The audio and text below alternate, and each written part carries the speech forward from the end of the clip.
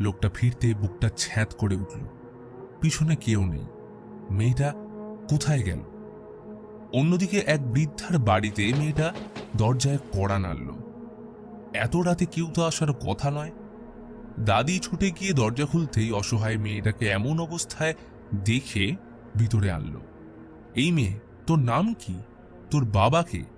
মেয়েটা ঠান্ডা গলায় বলল, আমার তারাগি কোথায়? দাদি ভয়ার্ত দৃষ্টিতে আলোয় মেয়েটির মুখ দেখতেই ভয়ঙ্কর চিৎকার করে মূর্ছা গেলে মেয়েটা নিঃশব্দে ছাদের ঘরটায় প্রবেশ করে যায়। সেদিন সকালে শিবাঙ্গী বরফের গোলা নিয়ে মনের সুখে মায়ের সাথে স্কুল থেকে বাড়ি ফিরছে।